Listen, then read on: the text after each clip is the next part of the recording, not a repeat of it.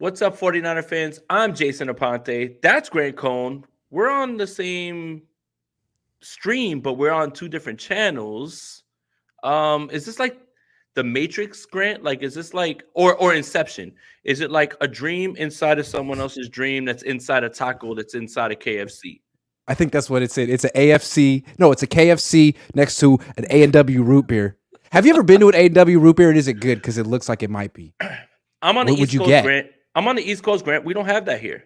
Oh, that's kind of a West Coast thing. That's true. Anyway, that's Yeah, why it's called Coast to Coast, because I bring some of that West Coast knowledge and he brings some of that East Coast flavor, and together you get a lasagna. Yeah, all right, there you go. And you know what? Again, a lot of people are excited, mostly the people on your side right now, because they're like, I'm looking at the comments and it's from what you've linked in. Oh my God, Jason and Grant back together. Again, I don't want to reiterate this over and over. Me and Grant have always been cool. It is what it is.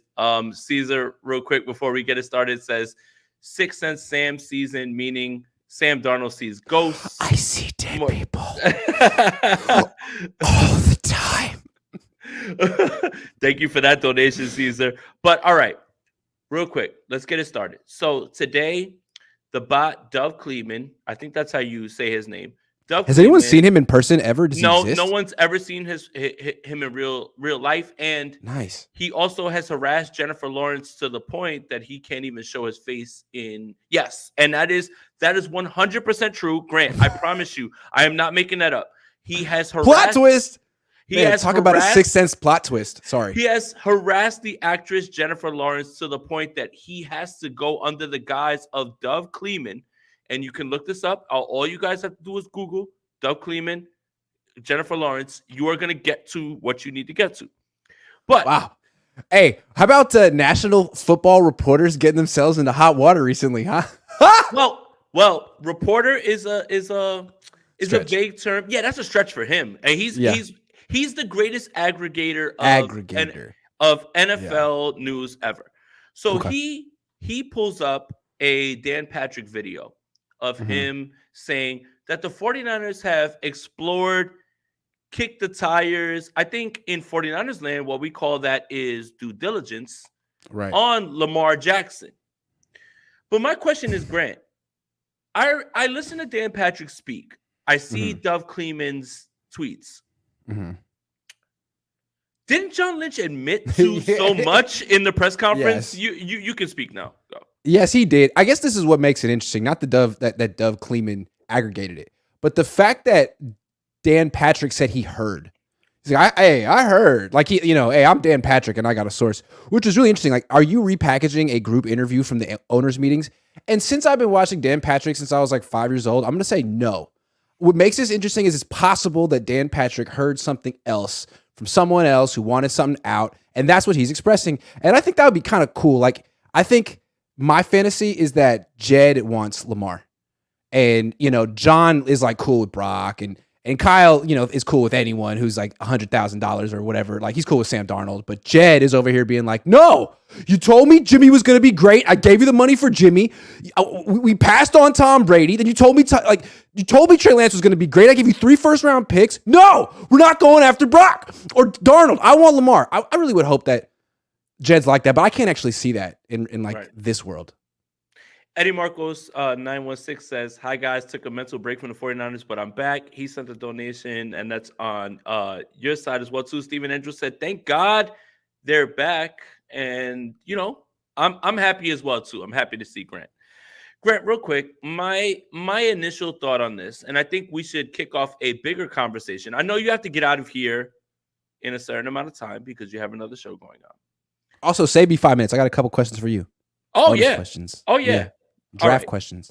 For sure. So John Lynch spoke about, we explored, I wouldn't be doing my job if I didn't. And then he said, I'm convicted, which means I have conviction in Brock, right? It's supposed to mean that. Right.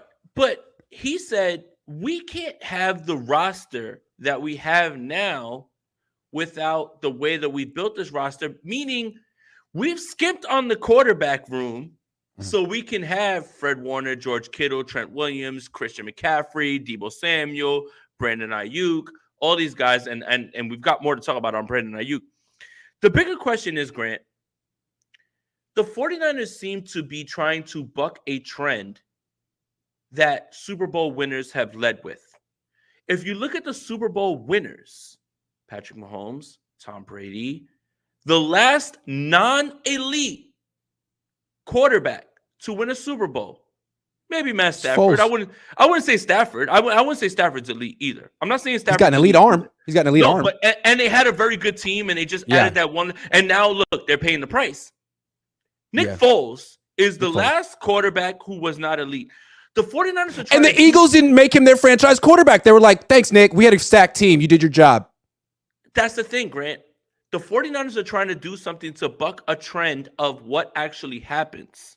Joe Burrow hasn't won a Super Bowl, but if Joe Burrow gets into a shootout with Brock Purdy, Trey Lance, whoever it is, who would you take your shot on? That's the question. So the 49ers are trying to do something that the league is moving in a direction for, but they're trying to buck a trend by saying we're going to stack everywhere else except the most important part of the team and the position. What do you think about that? Well, they're saying like the best team wins a Super Bowl. Like in John Lynch's case in 2002, that was the case, but now it's usually the best quarterback that wins the Super Bowl. You want to read that one real quick? Yeah, go ahead. No, you can read it. Whole draft were bust except Purdy, Womack to be determined. That's from last season. I feel like Kyle and John are into this idea of having a quarterback as an interchangeable part, but then you got Jed, who's the owner, who's trying to sell tickets, and the most profitable thing you can have on a football team is a franchise quarterback. And remember, at the owners' meeting, he said you're not winning a championship unless you have somebody who's at least very good at quarterback, if not extremely great. And he's never said that Brock is great. He said he's made he made a terrific impact last year, but he said he thought Trey can be great and still does. And I think that's what he's looking for. So if John and Kyle don't deliver that eventually, like even they will be held accountable. And Jed has been extremely patient, but it's the most important position. I really don't care how good your roster is if you don't have a great quarterback. It's 100%. Wasted. Your roster is wasted. Dave Barclay, who's a member of your channel. What's up, guys? Keep killing it. Love the content. Appreciate you, buddy. That's the thing is, Grant, honestly, when you look at having the franchise quarterback, and I want to make sure I frame this correctly. Elite quarterbacks, the 49er fans want an elite quarterback. Well, I have news for you 49ers fans. There's like 5 of them. 5. And that's these are the 49ers, and we have high standards. I'm not a fan, though. No, but Grant, if everyone could get an elite quarterback, everyone would have an elite quarterback. Right. For the most part, 25 to 27 organizations in football are trying to navigate their way with whatever they perceive as their guy, whoever they perceive to be successful. When you're looking at elite quarterbacks, everyone wants their elite franchise guy. But that's why only 5 teams have them. But that's why Lamar Jackson's so interesting, because he was a unanimous MVP. He may not be in the top 5 right now, but you put him on the Niners? I mean, you put him on the Niners, though? So right put him right here? This is perfect. This leads us into that, right?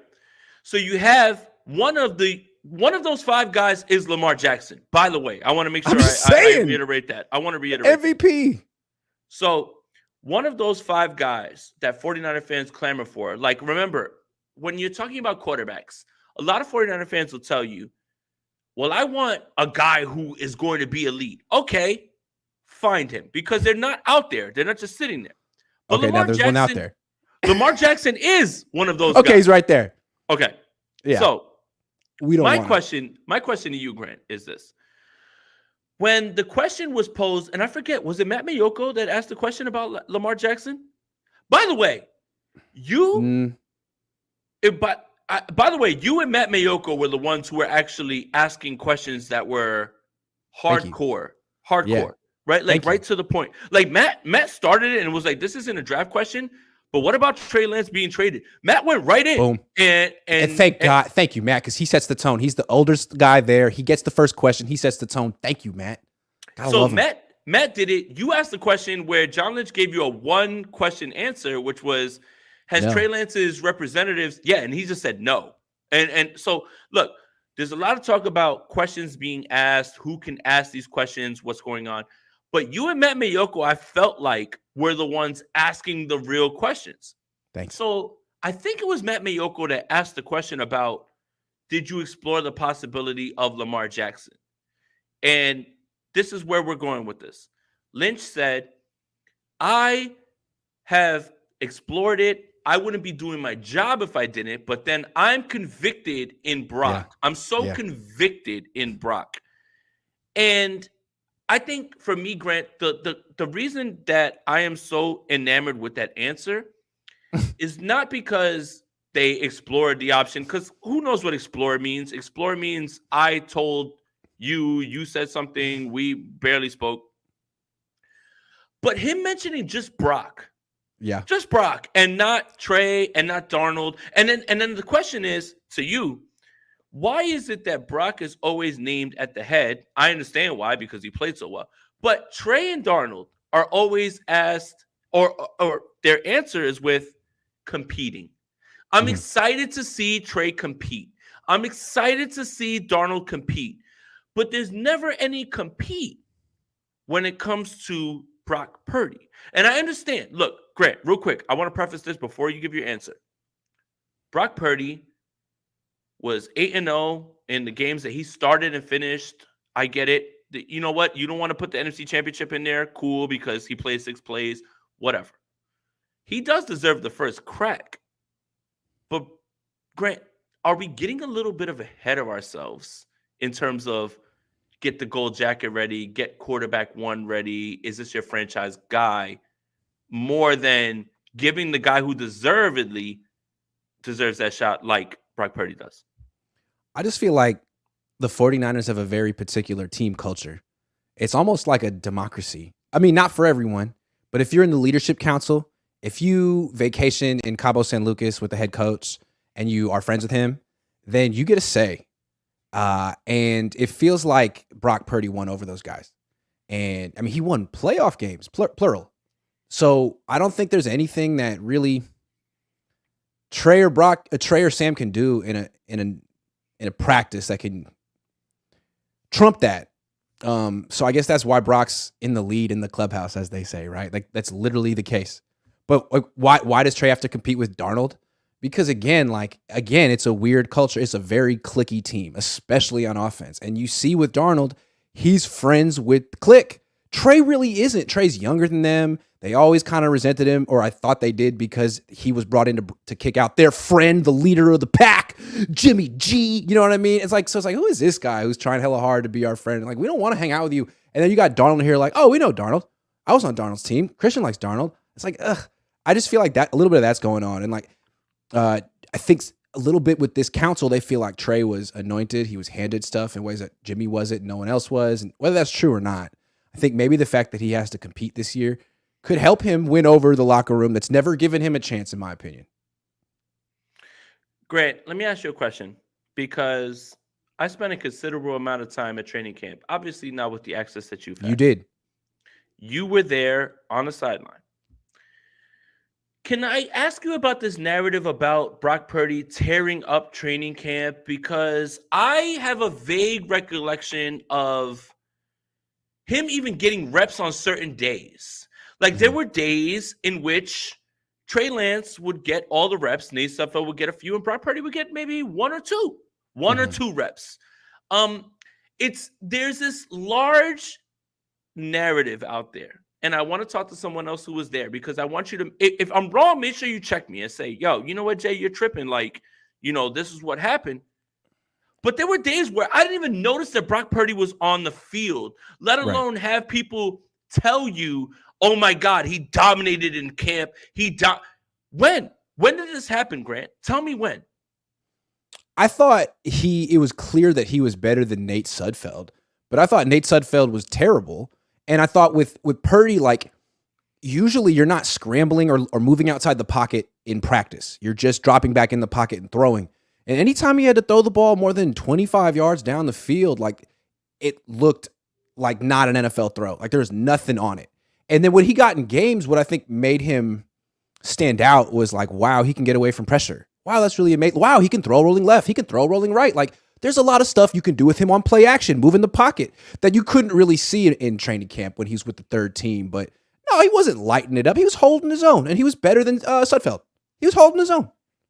Grant, that's my issue, right? Yeah. When I had to take that, I was, oh, well, Brock Purdy's going to be a practice squad guy. And then Brock Purdy ended up being on the practice squad because Jimmy Garoppolo showed up. All of a sudden, my take on how he played. But I think my biggest mistake was discounting what he did in games. Because in the preseason games, he showed you a little bit more than, and I'll give him that. He did. I mean, he didn't have a touchdown rolling right, and then all of a sudden hit him with like the WWF thing. I was like, oh my God, this guy thinks he's Aaron Rodgers. No, but look, I don't care about practice, right? Jimmy Garoppolo threw 5 picks in practices, whatever. If you show up on game day and you're good, cool. Who cares, right? Yeah.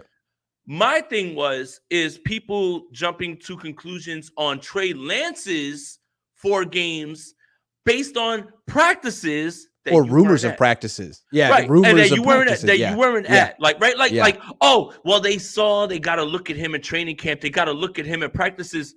Did you? So yeah, the way I saw it was, let me tell you how I saw it. So he got all the first team reps this year. Jimmy Garoppolo got all the first team reps the year before, like 95% of them. Jimmy was not good. Jimmy was very inconsistent. He threw about as many touchdowns as picks in 2021. Well, same thing for Trey in 2022. They were under very similar circumstances going against the same damn defense. The difference is that no one cares what Jimmy does in practice because he had all those games and wins under his belt. So they just disregarded his, inconsistent training camp and let him play. And he ended up starting 3-5, but finally figuring it out around November and going on a run. Trey didn't get that. He wasn't afforded that. He got hurt. And everything about Trey gets nitpicked because he hasn't played. Grant, who was the first quarterback of the 3 to throw an interception in training camp? Oh, I don't know. You tell me. Brock Purdy. Was it Purdy? Yeah. Brock Purdy. Yeah. And it was on a ball. It was on a ball where Danny Gray was flying by himself down the middle of the field. Bad. He threw it up, and the guy caught it like a punt. It just hung up there. Again. Yeah, I remember that. I felt like, I was like, this guy just doesn't have it. Like, that's not an NFL arm. I'm trying to combat the whole you didn't believe in Purdy stuff, but I watched Purdy with my own eyes for whenever time that he got in camp. And for people to say, oh, he lit it up at camp, you weren't there. But this is why I feel like he's not a franchise quarterback, because he was trying to push the ball down the field in training camp. It didn't work. When he played, he got by with moving around and throwing short passes. What he does is he gets away from pressure, rolls to the left, throws a quick pass, or he gets a guy 10, 15 yards down the field. But that's pretty much it. And anytime he has a guy in his face, he rolls left. He spins left. I just feel like people were comparing him to Tom Brady or Kurt Warner. Those guys would throw the ball down the field, like deep down the field. That's not Brock. And I think he's a backup quarterback who fits the scheme perfectly and moves well. But if the team weren't great, he wouldn't be great. He's as good as the team is. He's not going to hold the team back, but he's not going to win a Super Bowl with this team. That's how I feel. I mean, even if he did, he'd still be this team's Nick Foles. Allow me to disagree just a little bit with you, Grant. Go ahead. I want to make sure that I say this. My biggest mistake was not my assessment of him in training camp. My biggest mistake was not allowing him to do the things in games and using too much practice stock into that. Yeah, and I do believe let's hold that. That holds true for Trey too. Like that's the lesson. Absolutely. Trey, right? So that's my point. That's my point. Yeah. Is one guy looked bad in practices in training camp. Yeah. One guy was a little bit inconsistent, but you hold what one guy did in training camp, Trey Lance, against him. But it don't matter what Brock Purdy did because he did it in games. Can we give the same guys the same amount of time to afford themselves? I still think. Look, Grant, I'm a 49ers fan. You're not. Let's just make sure that's right. Yeah. I don't care which of these guys is the guy that leads the team to the 49ers. But to the Super Bowl. I don't care. I really don't. But at the same time, I want to dispel the narrative about me being a Brock Purdy hater when I objectively looked at what he did in camp, and he didn't blow anyone away. The reason that he made the practice squad was Nate Sudfeld was cut after they paid him $2 million, and Jimmy Garoppolo was back. And they put Brock Purdy Yeah. on the practice squad, and they didn't want him to. And again, when I said Brock Purdy's going to make the practice squad, people were like, "Oh, you're a hater, and they're pulling up old tweets. But he did. That's exactly what happened. Is he made the practice squad? Can I point something else out too? I feel like with these quarterbacks, it's the offense. Okay, these quarterbacks, none of them. It's the offense, and so look, what I want to point. Okay, what I want to say is with. We'll get to you in a second, Dave. But I want to make this point with Trey. Let's keep it in mind. He has started week 1, week 2, week 4, week 5, and week 16, week 17, week 17, week 17. Week 1, week 2, week 4, week 5, week 17. Okay. His worst starts were in weeks 1, weeks 2, weeks 4, and weeks 5. That's when the Niners offense struggles as a unit. That's when Jimmy struggles. That's when Kyle struggles. Kyle comes out of the gate regardless. And I wrote a whole long article on Niners Nation about every single team that he's been on. They come out of the every gate. Time. If Brock Purdy starting week 1, they're going to struggle, and it's not going to be his fault. It's what they do. And Trey's caught the brunt of that. Look at who hasn't been out there with him. Look at how the offense has been different. The one time he played. Okay, so the one time he played after the bye week was week 17. It was a must-win game. His quarterback rating that game was 116, which is about what Brock Purdy did frequently down the stretch last year. I mean, it's the offense. It's the one time he got to play in the offense that had an identity, that he got to like play quarterback. It worked. I mean, it's so obvious what's going on. Like Brock Purdy, yeah, he's good, but he benefited from an offense that was clicking before he was there. They were on a 4 or 5 game winning streak. Jimmy was playing well. He went out. Brock kept it rolling, but we've already seen Trey in that situation. He looked good too. You better not get rid of him before you see him in that situation again, because he might be the guy who ends up starting after the bye week for you this year. He could be the one who looks great because the offense looks great. That's the best part about all this. And Dave Barclay is backing up your point. You say BP won playoff games, but it's the cast. Yeah. And he also says he is good, but it's hard to look bad with this cast. Yep. Honestly, Trey will look better with the same group. Remember, in week 1, George Kittle didn't play. Right. There was a Deebo Samuel fumble. Mitchell got hurt after 6 carries. There was a Deebo Samuel fumble in the red zone when this offense was rolling. Like there's and the defense largely cost them that game. There's coverage busts on the back end that end up on touchdowns. Like, all right, look, Grant, you know this, and everyone who watches Coast to Coast or has watched us, I wanted Justin Fields. Right. But I hear lot of talk about Justin Fields outplayed Trey in this game. Where? And when? And when? And maybe on two throws where they were busted coverages. When they were busted coverages. There was a busted coverage to Dante Pettis, which the Dante Pettis touchdown is to get back at Grant. Like that's, by the way, like he literally did that. Just sorry, Dante, you got the last laugh on that one. Shout out to Dante on his third he's on his third contract or something. I mean, that guy keeps respect. And then the other touchdown happens on a coverage bust that Greenlaw loses himself on. Again, playing better. He lost himself in the music in the moment on that play. Oh my God. And I don't want to, you know what? Not that I don't want to say anything bad about Eminem, but I'm good. Eminem, by the way. Look, DJ Aram says, Jason been ages, finally been pop on live. Let's go 49ers, smash that like button. SDS, woot woot, also same thing. All right, Grant. Enough with the quarterback talk, right? Like we're good with this right now at this point. I think we have one more. Hold on, let me make sure I get to this other because you got a ton of super. I just think it's important to remember that Trey Lance struggled week 1. He lost to the Bears. That's true. Jimmy lost to the Broncos week 3. It was the whole team. Purdy didn't have to go through that. Purdy missed that.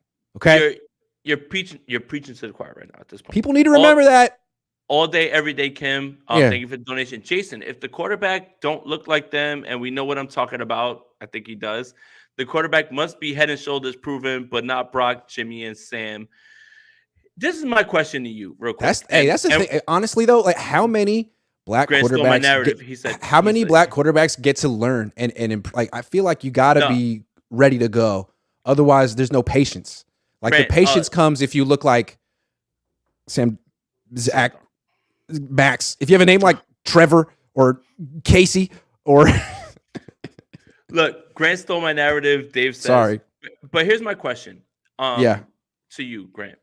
And then we'll we'll That's the pivot whole away. story of Geno Smith's career. That's all I'm saying. No, we'll And that's pivot why, away from yeah, we'll pivot yeah, away from this after I ask you this question. sure. There's a large portion of the 49ers fan base and even 49ers media somewhat, and people that are literally saying, I can't wait to see Sam Darnold with Kyle Shanahan and these weapons. Yeah. You know what I would say? I can't wait to see Trey Lance with Kyle Shanahan and this same It's a very strange culture. I mean, think about it from the Seahawks perspective. If they could take Sam Darnold or Trey Lance, they're both free agents. Who would they sign? I'm thinking Trey. Look, my question is this, Grant. Grant, there's a 4-game starting sample size with Trey Lance that is used to judge him across the board. Darnold has started like damn near 55. 60. There's 55 games. 55 games. And he played like Lance. this his last year at USC too. Everyone disregarded it. They were like, "Oh, he lost some players. It's not his fault that he fumbled 35 times and threw 15 picks." This is the best part. And Dave, I'm gonna save your super chat. I'll get to it in a second. I promise. Grant, 55 starts of Sam Darnold. I live on the East Coast. I can open this window. MetLife Stadium's right like literally across the street from me. Like I live that close. 6 games in which Sam Darnold played decent. You can't even say 6. I don't. 6. The last one, he threw for like 30 yards and won. No, he doesn't get credit for that one. 6 games. At the end, last game of the year, he won. He beat the Saints. He was 5 for 15 for 43 yards with 2 picks and 2 fumbles and won. Grant. So no, he didn't play well in that game. Grant, 6 games in which Sam Darnold looked decent. I don't even like. There's nobody who has watched the film can literally say he was objectively great or looked like he turned the corner. This is my question, Grant. You have a young man that you invested everything in, heaven and earth, you moved up to, right? And you hear Kyle Shanahan at the owners' meeting talk about, well, Sam Darnold, there's a reason someone took him at 3. What was the reason you took Trey Lance at 3?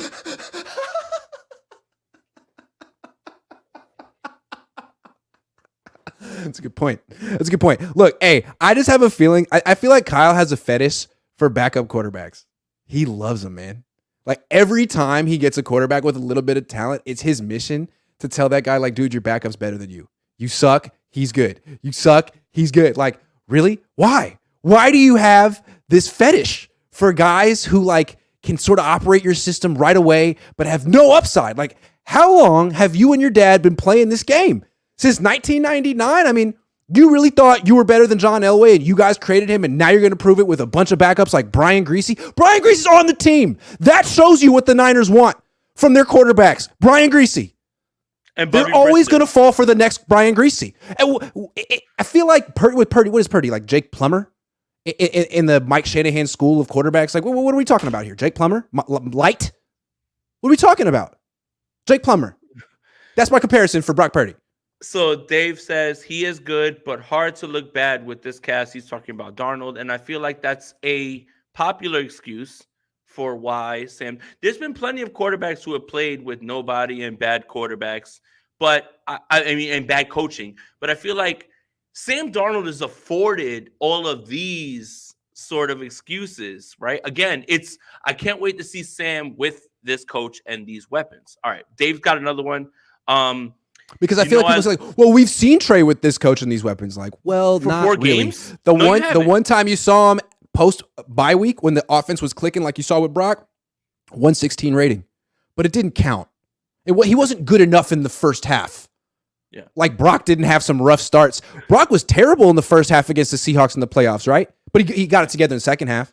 If Trey did that, it wouldn't have counted because it wasn't 4 quarters of consistently good football. Also, and you know what else they forget, Grant? Is in that Seattle game in which Trey broke his ankle, they had 2 drives. The first drive, they ran into the red zone and they took a field goal. Shout out to Robbie Gould. And then they were getting there again and he broke his ankle again. Like, why is they were moving the ball at will?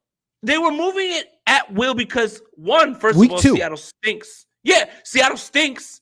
And they were and it still felt like this team wasn't in rhythm completely with Trey Lance. And one more The running game was working though. The running game was working though. Was it 6 games, Jason? It was 6 games. That's the reason that so many. I've seen people on Twitter literally at me and say the 6 games that Sam Darnold put on tape with the Carolina Panthers supersedes anything that Trey Lance has. Well, first of all, it's 2 more games that Trey Lance has been able to put on tape as a starter, pretty much. And everybody forgets that Carolina literally dumbed down the offense. Ben McAdoo dumbed down the offense to the point where he was like, there's no more deep shots.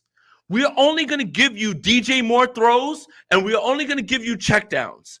That is a part that, to channel my guy, Rich Madrid, watch the fucking tape, please, man. I promise you, like, if you watch the tape a little bit more, then look at the stats that he put up. And the only reason those stats look good in those 6 games is because he has 49 other games in which the stats pale in comparison, Grant, to what he's doing. Real quick. Also, we act like Brock Purdy was going crazy, man. 210 yards, 185 yards, 217, no, 234. But Brock was good, but I think he was good, but I mean, he's not like Kurt Warner. He's not going to the Hall of Fame. He's good. Grant, I'll push back a little bit on this, Grant. Like, again, the stats look however it is. The decision making, the being able to it's all good. It was better than Jimmy for sure, man. I definitely feel comfortable with him on this team as the backup for years to come. But I'm not stopping my quarterback search because we found Brock. All right. So I guess what I'm saying is the search continues, and Trey you invested, so you gotta see what you got in Trey, man. I can't yell about watching the tape without discounting some of those stats that Brock had because of the way he operated the offense, because how he was underpoised, how you mentioned earlier, it's away from pressure.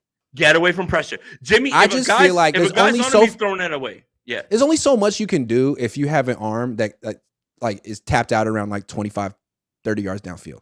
Yeah. His longest throws of the year was the touchdown throw to Kittle down the middle, and what else? The one where Ayuk had to stop and wait down the left side, the back shoulder to the McCaffrey. Like, there is a cap on what his arm could do before the surgery, and I feel like that's what makes him a backup, a great backup. Man, he can move and operate this offense, but he's always going to be as good as his surrounding cast. Always. I will say this, Grant.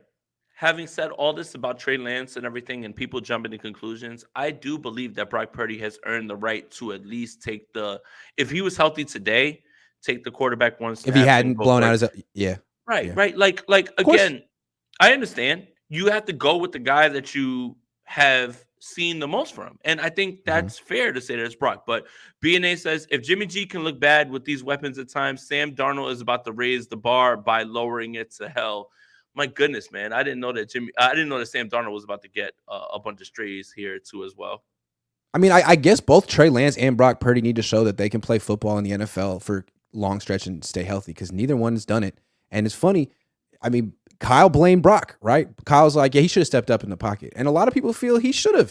So, I mean, it's on him to really show that he's not just a little guy who's going to have good stretches but get hurt. I mean, Jimmy was bigger than him and really couldn't. What do you mean, Grant? It was Tyler Kroft's fault. And it was Kyle's fault for using a backup. No, I mean, they're culpable for sure. I mean, I don't blame Tyler Kroft. He had no chance.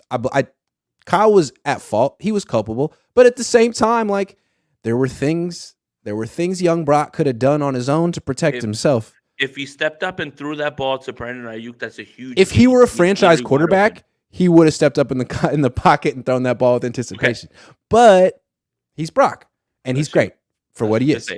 MD 2020. I hope that's not Mad Dog 2020, because that's a drink that we used to have when we were younger. That would eat on the East Coast. Sounds like another East Coast thing. On the East Coast thing. What's Mad Dog? East Coaster. No, hold on. Any East Coaster that's on here, if you see MD 2020 and you don't think of Mad Dog, then I'm either old or I'm just outdated myself. Regardless, I'm thinking Kansas City wants Trey as Mahomes' backup just to rub it in Kyle's face as to how fast they could develop him as a quarterback. That implies that Patrick Mahomes is going anywhere for the next 10 years, and I don't think that's a possibility. Seattle would be perfect. Pete Carroll would pump him full of confidence so quick. That's all Trey needs. Trey was the most confident kid coming out of North Dakota State. Kyle Shanahan Man, took that away from him. Kyle Shanahan will give you a lot. He'll give you the defense, the weapons, the left tackle, the scheme. He just won't. He won't tell you that you're great. And Pete Carroll will tell you that every single day. I think Trey needs that. He needs a hug. Fish and Chips gave 5 pounds if I'm doing this correctly. Kyle scheme that doesn't let the quarterback read the D or call audibles. Why would any vet want to deal with that high school quarterback stuff? Your plays suck, man. And that kind of brings me back to the whole thing in terms of MD 2020's wine. Based on what is this? MD 20. What is this? Is it like flavored wines? I don't know, man. I mean, it could be wine. MD 2020 is a West Coast thing, though, Grant. Look, okay. Roman's cooking. I don't know what the hell this is. We're the same age, man. Yes. Like, again, it was the cheapest. Like that. Okay. You can get your hands on. It technically is wine, right? Okay. We drink that top of the line wine, Carlo Rossi out here, but that's us. All right. Mark says, how much better is Drew Brees' arm than Purdy? Much better, in my opinion. I think Drew Brees had zip on his passes, and he definitely pushed the ball down the field to Marcus Colston up to see him a lot. And his anticipation is stupid, right? Like him getting the ball out fast. Like, again, guys, Mark, I'm not trying to like call you out, but like, nah, I think he would actually push the ball 30, 40. But you could not be 50 excited. Yards. You could be excited about Brock Purdy. Let's leave Drew Brees out of this. I mean, I bring that up on Twitter about Purdy not having a strong enough arm. People always counter with Drew Brees and Peyton Manning. Like, whoa. Peyton Manning pushed the ball down the field a lot to Marvin Harrison. Peyton Manning deciphered things with his mind quickly. Yeah. And with like, all right, look, run Brock 13 times again. Those guys ran 4 verts a lot. They would attack you if you. I mean, they wouldn't. I'm just saying. I don't think you can compare Brock to that. Who would you compare Brock's arm to? Just the arm. In the most respectful way possible. Think about it. They're not going to like this. Who? They're not. Jimmy. Even Jimmy has a stronger arm than Brock. I don't know about that. And I'll tell you this, Grant. I think that he throws with more anticipation than Jimmy. He throws more anticipation than Jimmy. He gets it there in the right manner. And again, look, the only reason I'll put it this way. Remember how Jimmy overthrew Emmanuel Sanders? Brock wouldn't have because he physically can't. He would have hit that throw. He would have hit that throw. Maybe if Brock was a quarterback, they wouldn't have had to make that throw. All right, but look, my thing is this, Grant, and see, the only time I come up with these takes is when you and I are talking. Yeah. The thing about it is this is, the offense was the same. Guys were running wide open, right? Like they were running wide open. For me, I felt like there was a little bit more of Brock putting guys in the right position to run after the catch, instead asking your playmakers to catch something behind them and run with it. Brock is definitely better than Jimmy. But I've always considered Jimmy a backup quarterback. I've always considered him a backup quarterback. And I'd love to see, I can't wait to see what he does on the Raiders. Respect the Raiders legend. So here's my prediction real quick to you, Grant. And Tinker says, one more sleep. Thank you for the donation. Appreciate you, bro. Mm-hmm. Here's my prediction with Jimmy. Jimmy's going to win game 1. I don't care who the opponent is. Could be the Kansas City Chiefs. Could be whoever it is. He's going to have an amazing game. And Devontae Adams is going to catch 2 touchdowns. And Jimmy Garoppolo is going to hoop in that game. I promise you, in that one game. After that. But by week 5, the starting quarterback will be CJ Stroud. No, how about this? What if Stroud drops to 7? Is Jimmy going to start week 1 at all? Because they're doing to Stroud what they did to Fields. You know the NFL doesn't like Ohio State quarterbacks. And they might be right about that. But I see. He might. I don't even know. I like Stroud. But you started to hear it. Oh, he didn't go to the Manning Academy. S2. Or S2. Like, he's dropping. And the Raiders could get him. And, I would take him over Jimmy. I would take him over Jimmy.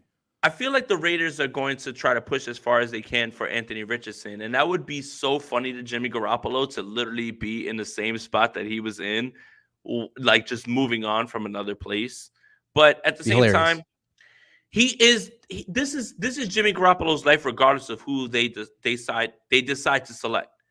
He is the bridge quarterback. He's the guy who warms up the seat for the guy behind him, and that's valuable, right? Andy Dalton's made a career. Andy Dalton's a starter.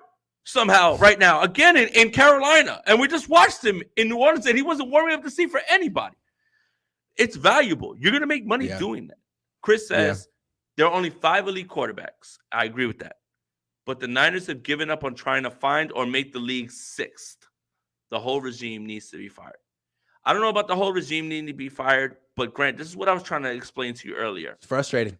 They've given up on trying to find the guy, right? Like one of those guys, and they're just like, well, if we get if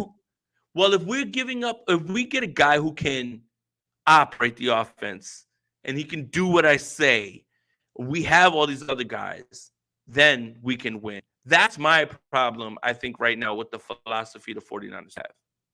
No, but that might be John's philosophy or Kyle's philosophy, but Jed made it clear. He said, I hope that one of these 3 quarterbacks gets a massive, massive extension with the 49ers at some point. But until then, we're going to make sure that we build this thing around a young quarterback with a very team-friendly contract. Like that's the best they can do now. But the goal is to actually break one of these dudes off with a contract that fits his ability. And they tried with Jimmy, but they lied. I mean, they kid themselves. And that's what I'm saying. I keep going back to Jed. Jed is swinging for the fences. He gave all the money to Jimmy. He gave all the picks for Trey. He probably feels burned. And he likes that they've built a great organization, but I feel like how many chances do you get at the quarterback spot? They've had 2 big swings. They're 0 for 2. One more? 3? 3 and you're out? Here's a question. What if they never got Brock Purdy? What if some other team drafted Brock Purdy in round 7, the Niners didn't get him, and Trey Lance got hurt, and Jimmy got hurt, and Jimmy went to the Raiders? What would happen to this organization right now? What would Jed be saying? Like, there's no fallback. There's no, hey, don't worry about it. Brock's great. It's just Trey. Brock Purdy bailed them out from that decision with Trey Lance. Bailed them out. They better thank him. They better send him like a Christmas card or something. An edible arrangement. You know how I know he bailed him out? This is a copycat league. Every single team now at the end of their drafts are going to take chances on 6th and 7th round quarterbacks trying to find the next Brock Purdy, which I feel is the dumbest thing I've ever heard, because the whole idea of Brock Purdy is something nobody's ever seen. It's something nobody's ever seen. So for that being said, I'm on the other side. I feel like this team is so loaded. You kind of know what you need. You can find the next Brock Purdy. Like Kyle can find a million backup quarterbacks that he can win with. Sam Darnold. Maybe. Like honestly, all Sam Darnold has to do is not turn the ball over. That's his job. And if he does turn the ball over, you're benched. You're benched. You're asking too short to not say BH, and you're like literally when you say that about Sam Darnold. Like that's the thing. It's like counterpoint. McCaffrey kind of helped Jimmy cut down on his turnovers. I'm just saying, he had an outlet. Exactly. But Darnold played with McCaffrey and still was the disaster that he is. So maybe some people are just disasters. But if you bring in Stetson Bennett, who's would suck on every single team in the league, but you put him on the Niners. I know he does. But you put him on the Niners, like you tell me he couldn't do what Brock Purdy does. Stetson Bennett couldn't do that. Jake Haener couldn't do what Brock Purdy. I feel like, but Jake Haener now you got to take a higher pick. Sure. You're not going to get him in the 5th, 6th round now. Haener, take Stetson Bennett and his fake ID or whatever. No, whatever. Oh, he's 26. Christ. Look, real quick, because I know I got to get you out of here. JG1 says, no, I have a question for you after this. All right, Mad Dog 2020 was the vanguard of the bum wine industry that dominated the low-price, high-octane fruit juice market for decades till the premium malt beverage movement began to take hold in the century. That is the most articulate way to describe Mad Dog 2020, and I thank you for that, JG. What is premium malt beverage? I grew up on so you know what White Claw? Steel Reserve. Hold on, White Claw's malt liquor. Mickey's. White Claw's malt liquor. It was the original malt. It was the original White Claw. So what White Claw is, White Claw to people, that's like Diet Coke 40s. They're Diet 40s, basically. Yep. Coke 40s. Dave Barclay says, missed one of mine. Still say fire a cow.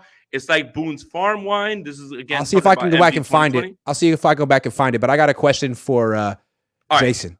Let's do it. You are good with DBs in the draft. I am. You're good with DBs. I'm interested, like, who do you think they should be looking at on the outside, in the slot, at safety? One guy in particular that's interesting that could be there in round 3 is Eli Ricks from Alabama. What do you think of him? Give me some knowledge Grant, on him. Yeah. Grant, you're talking about Eli Ricks is my draft crush. You're Oh. talking about a you're talking Oh. about a guy. You're talking about a guy who played at LSU for 2 years, was a true junior at Alabama, and unfortunately was in someone's doghouse. But then he played from week 7 all the way through, and in Mhm. Alabama he hooped. Now he doesn't have straight line speed. He is somebody who is very smart in diagnosing routes. He can stay in phase. He has incredible ball skills. He can play fast. Eli Ricks is one of my draft crushes, Grant, because when I look at this team, everyone looks at offensive line edge, and I guess they're saying safety just because Deshaun Gibson's not going to be here, right? And then of course, tackle, right? Like we're trying to figure out right tackle, and then obviously you have to fill in for Trent Williams. But Eli Ricks would afford this team depth that they don't have. If God forbid something happened to Diamador Lenore or Mooney Ward, you are banking on Ambry Thomas, on whoever the hell it is that's like back there at this point. Eli Ricks is a guy that I feel like you can get at 91, 92, wherever the 99 is where they start, 101, 102. But Eli Ricks is a guy that is one of my draft crushes. He can be one of the better cornerbacks in this draft based on his IQ, how fast he is, the dog that he is. He doesn't have to run fast in terms of straight line speed, but he understands being in phase. He plays the ball well, and he's a high IQ guy. Eli Ricks is my guy, man. I'm glad you brought him up because Cool. that's who I was going to say. That's good to know. Let's make sure we've gotten all these super chats in the I'm trying to make sure I get to them. I'm going for it. I got you. Let me keep going. Going up. Because if a super chat falls in the woods and no one reads it, doesn't make a sound. I don't know. All right, here we go. Would you trade Bosa for Houston's first round picks 23-24? I mean, wouldn't. No. I mean, look, aren't you looking for franchise cornerstone players? Didn't you find one in Nick Bosa? Wasn't this the problem with trading? Oh, hold up. DeForest You can't Buckner? call it. You can't call about Nick Bosa. You can call about Trey Lance though. You can't call about Nick Bosa. That's right. You can't. That's right. And whether you can call about Brandon Ayuk or not is kind of up in the air, a little murky. I had to do the math. Kyle is 45 and 48 before bye 58. weeks. 45 and 58 before the bye week. All time? All time. That is very interesting. And again, we're judging Trey Lance like 80% of his appearances came before the bye week. Michael says, is there any chance San Francisco can/does trade for Jackson? I don't know. Say with no. That all comes down to Big Jed. Jed, we believe in you. Go with your gut. All right. And Mark says Kyle never wants to get a quarterback who diminishes the need for his offensive scheme. At the end of the day, Kyle's the star. Kyle's offense. Mike wasn't the star in Denver with John Elway, and that's why Mike's not in the Hall of Fame. So could be something. Praise who for Brock. He wouldn't have seen the field if Kyle knew how to block free rushers. If Jimmy didn't get hurt, nobody knows but us Brock's name. If Jimmy didn't get hurt, would Jimmy have gotten an extension with this team? Is there any advantage to not letting other teams know your quarterback going into the season? No. And if people are calling about Trey Lance, then they kind of realize the situation, right? Yeah. All right. I mean, I get there might be, but there's also probably an advantage of your team knowing who your quarterback's going to be. Also, there's that. I'm trying to get to like these things are coming in too fast. I know. Oh my goodness, man. Let me see. Did I get a starred one? Missed one of mine. He said that. Okay. All right. 2.0 says Sam never played in a system where everyone else isn't also learning the system with a good coach and roster. Even Helton and Sarkisian with SC suck. He's going to be at least as good as Jimmy G. I don't know, Grant.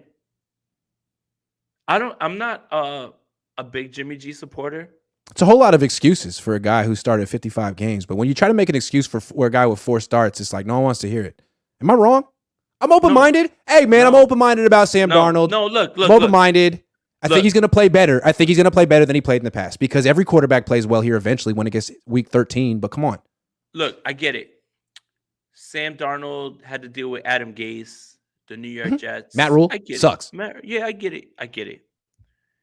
But aside from two Smiths, Alex and Geno, has there ever been a quarterback who has played poorly the entire time of their career and all of a sudden just ran into a coach who just unlocked it? Well, people are So, gonna say Geno Smith. so I But I said, don't so I know. said the two Yeah. Smiths, Alex and Geno. Yeah. All right. Don't point to the two people as opposed to the hundreds of other quarterbacks who have played poorly under poor circumstances. Don't point to the two people that have been able to do something outside of the people that they've been with and try to use that as the rule. And I feel like that's the problem more than anything. And Steve Young, fine. And Steve Young was able to sit behind Joe Montana for year after year after year with the salary cap.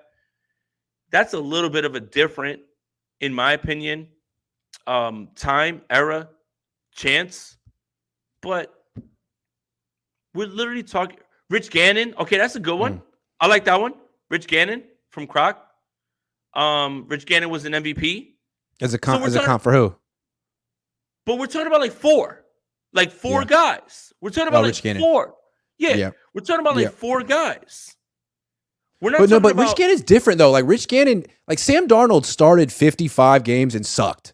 Rich Gannon was like a backup who couldn't really get an opportunity and got his opportunity super late. Like we're talking about like Blake Bortles turning it around at 26 or Blaine Gabbert turning it around at 26. Like these guys had hella chances. Also, Fish and Chips up at 540. We missed that one. If you could scroll up and get that one eventually. Shit, 540. I got you. And if we missed you, let us know in the chat what time that fault. You missed it. I'll find it. I can't click on them because I'm the junior partner of the simulcast. It's all good. I'm trying. I'm not used to having this many. They come in fast. Yeah, no, it's a big responsibility.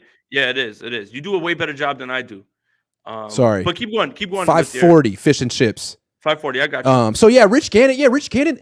He was the guy who didn't get an opportunity young enough. Like, I guess that's more like Geno.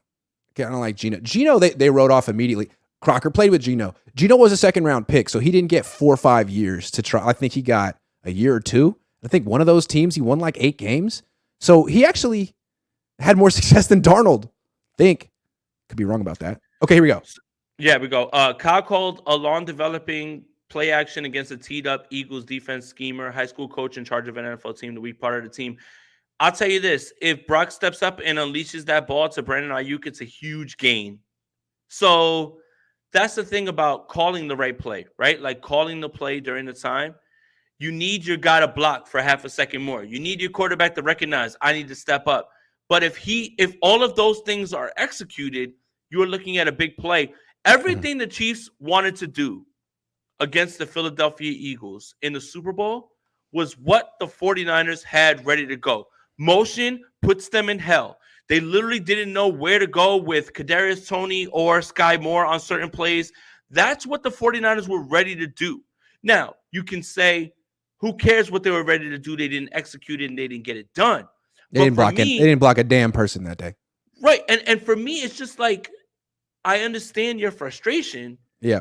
But I understand the vision also. Like, I get exactly what they were trying to do. And the Chiefs had a better quarterback who was able, even on one foot, to get it done, figure it out, and get it finished. Hey, look, I'm not surprised. Look, I understand why they wanted to do it. But if you want to be that team that's play action, two tight ends, block Hassan Reddick with the second tight end, you better have a kick-ass second tight end. Not the dude who was inactive last week. So I'm not surprised that the Niners could spend one of their top picks on a tight end this year. That's who you want to be? Then get that guy. Get that guy. One more thing, because I know, like, damn, we had so many more topics that we wanted to talk about, but whatever. Yeah. I got to get you out of here on the right time or whatever. I saw someone say Drew Brees was one of the guys that ended up playing well somewhere else. I think you're forgetting Drew Brees. He played well in San Diego. And the reason that they moved on from him was they drafted Phillip Rivers, and Drew Brees hurt his shoulder to the point that not only did the Chargers not want to invest in that, the Miami Dolphins doctor was like, we're good on that. Yeah. I don't know what world it is that Drew Brees didn't play well, but I'd like to live in it just so I could make this up, like, in terms, he's not one of those guys. He doesn't count. And look, 2.0 says, Josh Allen's and maybe Hurts are only the two guys that improved their accuracy issues, but people still point to them about trade like it could happen. You know what? I'm going to talk real quick about this, and this is how we should end this.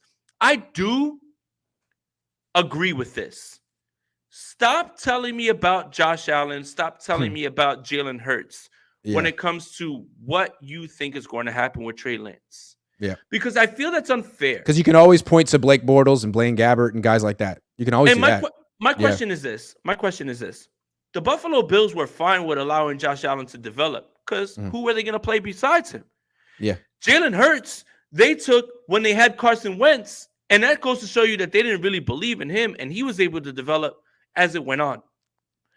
None of those situations correlate to Trey Lance and this situation, unfortunately, because this franchise is so ready to go right now.